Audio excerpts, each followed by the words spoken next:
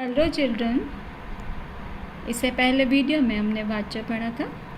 आज हम रस पढ़ेंगे। यानी आपके जो काव्य या कोई भी नाटक या दृश्य को देखकर जो भाव जागृत होते हैं वो रस कहलाता है।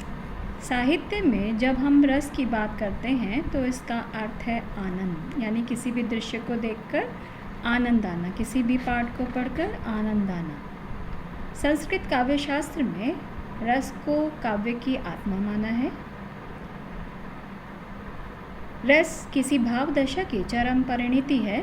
जैसे उदाहरण के तौर पर हम जब कोई नाटक देखते हैं, यदि नाटक की कथा शोक युक्त है तो भी हमें नाटक में आनंद आता है, यही उसका रस कहलाता है।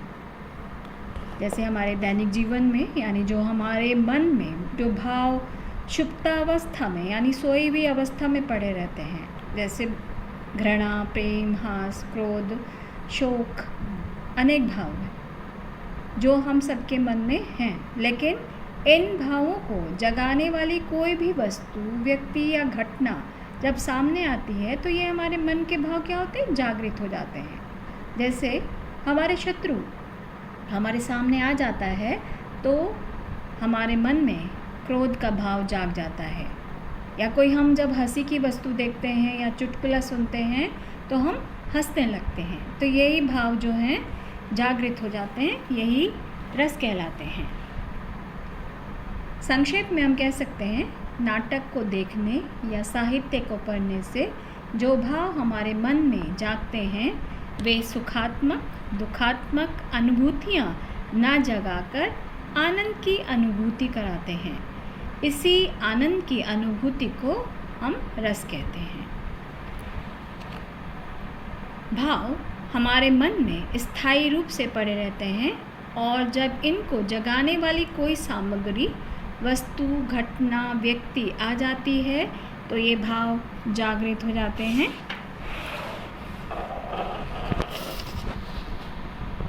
रस के अव्यय कहते हैं अंग। किसे कहते हैं? किसी भाव को रस तक पहुंचाने में जो अवयव यानी जो अंग मदद करते हैं वे रस के अवयव कहलाते हैं। ये 4 प्रकार के होते हैं: विभाव, स्थायी भाव, अनुभाव और संचारी भाव। सबसे पहला है स्थायी भाव। जो भाव हमारे मन में स्थायी रूप में रहते हैं, जैसे शोक, घृणा, प्रेम, उत्साह, शौर्य, हास आदि, उन्हीं को हम स्थायी भाव कहते हैं। यानी ये हमारे मन में स्थायी रूप से रहते हैं। विभाव किसे कहेंगे? जिस वस्तु या व्यक्ति के कारण स्थायी भाव जागृत होता है। जैसे हमने पहले पढ़ा, स्थायी भाव ये हमारे मन में रहते हैं, लेकिन ये किसी भी घटना को देखकर वो भाव जागृत हो जाता है, उसे हम कहते हैं विभाव। विभाव ये व्यक्ति की मन में जो भाव हैं, किसी भी व्यक्ति, वस्तु या घटना को देखकर उठ सकते हैं। जैसे उदाहरण के तौर पर यदि किसी व्यक्ति को देखकर हमारे मन में क्रोध का भाव जागृत होता है तो वह व्यक्ति क्रोध के भाव का विभाव होगा। यानी जिस व्यक्ति के कारण हमारे मन में क्रोध का भाव जागृत हुआ तो वो विभाव कहलाएगा। जैसे स्थायी भाव किसी व्यक्ति के कारण जागता है तो वह व्यक्ति उस भाव का आलंबन कहलाता है। तथा यह भी हो सकता है कि उस भाव को जागृत करने में वातावरण, परिवेश यानी चारों तरफ का वातावरण, लोगों द्वारा कही गई कुछ बातें आदि उस भाव को उद्दीप्त कर देती हैं। उद्दीप्त यानी उसको और बढ़ावा दे देती हैं, तो वो और ज़्यादा प्रज्वलित हो जाता है। इस आधार पर विभाव के 2 भेद होते हैं। यानी जो विभाव है हमारा 2 प्रकार का होता है, आलंबन विभाव और उद्दीप्त विभाव। यानी जिसके कारण हुआ वह आलंबन हुआ, और उस भाव को और प्रदीप्त करने का जो भाव होता है वो है उद्दीपन विभाव कहलाता है। आलंबन विभाव वह व्यक्ति, वस्तु, घटना जो स्थायी भाव को जगाते हैं वे आलंबन विभाव कहलाते हैं। ठीक है। अब दूसरा इसी का भाव है विभाव का उद्दीपन विभाव। उसी भाव को और अधिक प्रदीप्त करने में या उसकी भाव को और ज़्यादा तेज करने में जो बाह्य वातावरण या चेष्टाएं आदि कार्य करती हैं वह उसका उद्दीपन विभाव कहलाता है। जैसे यहाँ पर एग्जाम्पल दिया गया है, धनुष यज्ञ, यानी जब राम लक्ष्मण परशुराम संवाद, यह आपकी कविता में आएगा, आगे हम पढ़ेंगे, उसी का यहाँ पर दिखाया गया है। धनुष यज्ञ के बाद जब परशुराम जनक की सभा यानी राजा जनक की सभा में आते हैं और शिव धनुष को टूटा हुआ देखते हैं तो उन्हें क्रोध आ जाता है।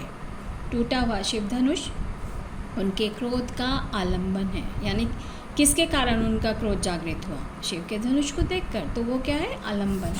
लेकिन लक्ष्मण जब जलीकटी बातें उनको सुनाते हैं तो परशुराम का क्रोध और प्रदीप्त हो जाता है, यानी और ज़्यादा बढ़ जाता है। तो इसी लक्ष्मण के वचन को हम क्या कहेंगे? उद्दीपन। अब आपको ये समझ आ गया होगा आलंबन क्या है और उद्दीपन क्या है। अब थर्ड है पॉइंट, यानी रस का जो अंग है, अवयव है अनुभव। अनुभव शब्द के दो अर्थ होते हैं। पहला यह है कि स्थायी भाव के जागृत होने के बाद जो शारीरिक मानसिक चेष्टाएं, छोटे छोटे भाव जागृत होते हैं, यानी जो हमारे शारीरिक रूप से या मानसिक रूप से हम जो भाव करते हैं वे अनुभव कहलाते हैं। इस तरह अनुभव का एक अर्थ तो यह है स्थायी भाव का अनुगमन करते हुए बाद में जगने वाले छोटे छोटे भाव। अनुभव शब्द का दूसरा अर्थ है भाव भंगिमा, यानी जो हमारे एक्सप्रेशंस होते हैं जो स्थायी रूप का अनुभव कराती हैं। ठीक है, उदाहरण के तौर पर कोई व्यक्ति क्रोध में है, इसका पता हमें कैसे चलता है? उसके हाव भाव, उसकी चेष्टाएं, उसकी मुख मुद्रा, लाल आँखें, चेहरे पर तनाव, गुस्से से भरी बातें आदि से। ठीक है, वे समस्त शारीरिक व मानसिक चेष्टाएं या भाव भंगिमाएं जो किसी भाव का अनुभव कराती हैं अनुभव कहलाती है। क्लियर? यानी जो हम किसी भी दृश्य को देखकर हमारे मन या शारीरिक रूप से हम जो भाव भंगिमाएं करते हैं, भाव भंगिमा मीन्स आपके एक्सप्रेशंस, तो वही आपका अनुभव कहलाती है। क्लियर?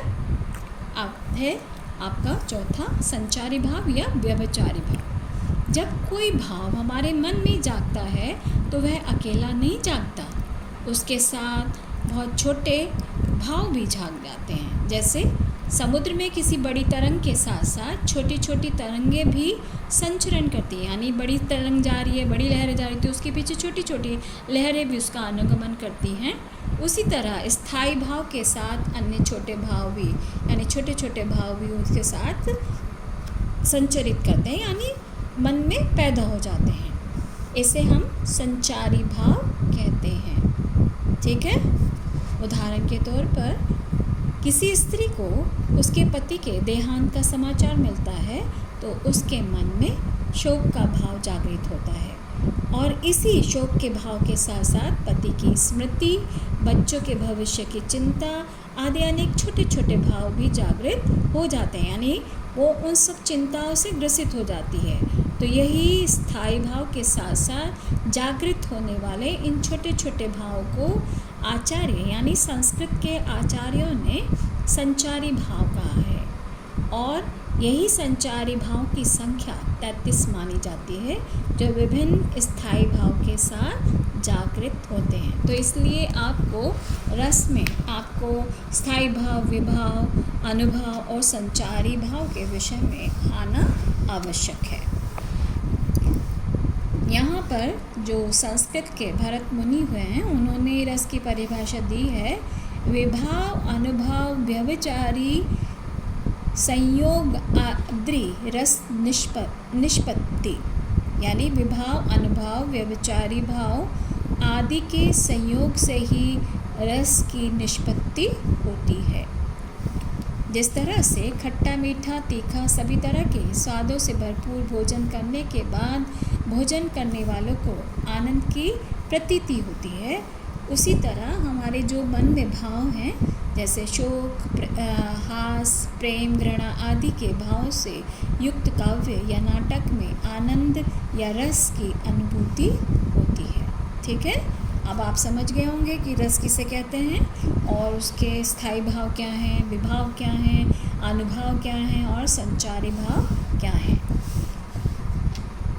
प्रमुख रूप से संस्कृत आचार्य ने 9 रस की उत्पत्ति बताई है और उनके 9 ही स्थायी भाव बताए हैं। ये इस प्रकार हैं: श्रृंगार रस, उसका स्थायी भाव रति है।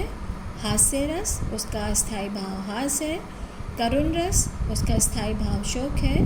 रौद्र रस, उसका स्थायी भाव क्रोध है। वीर रस, उसका स्थायी भाव उत्साह है। भयानक रस, उसका भय है स्थायी भाव। विभत्स, घृणा स्थायी भाव। अद्भुत रस, विस्मय उसका स्थायी भाव है।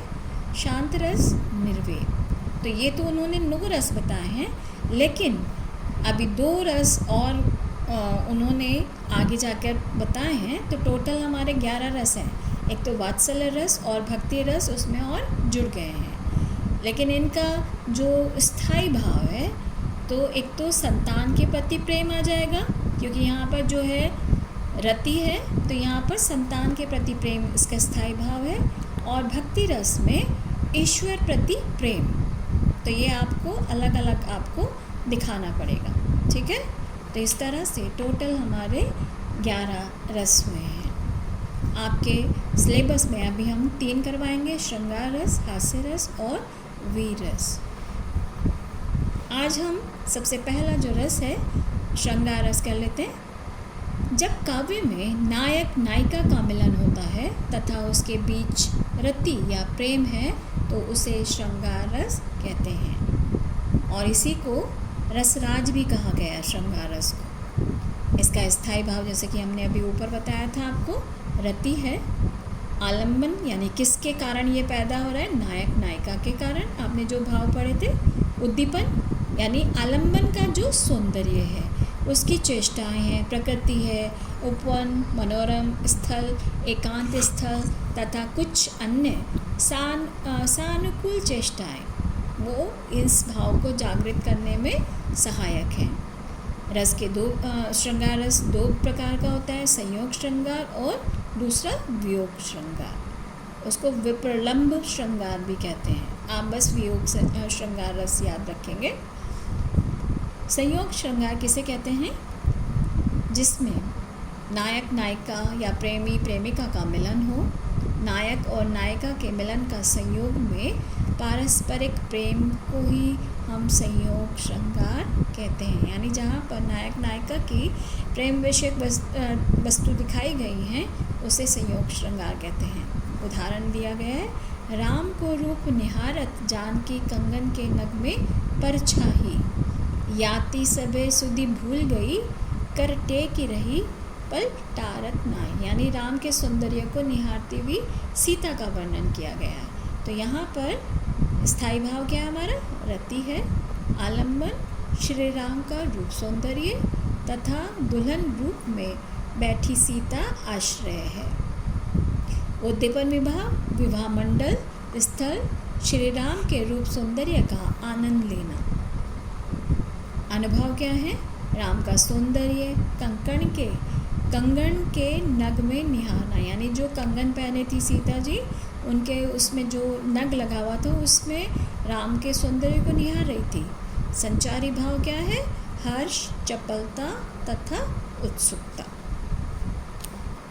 ये तो था आपका संयोग श्रृंगार। अब वियोग श्रृंगार जो उसी का भाव है, इसमें एक दूसरे के प्रेम में डूबे रहने वाले नायक नायिका का मिलन में अवरोध हो जाना, यानी रुकावट आ जाना, उनका अलगाव हो जाना ही वियोग श्रृंगार के अंतर्गत आता है।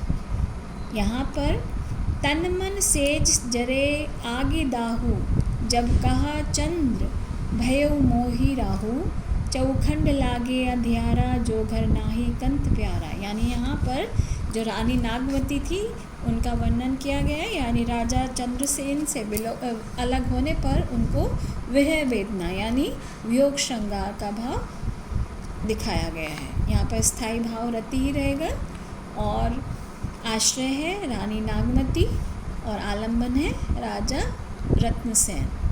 विभाव सेज और चंद्रमा।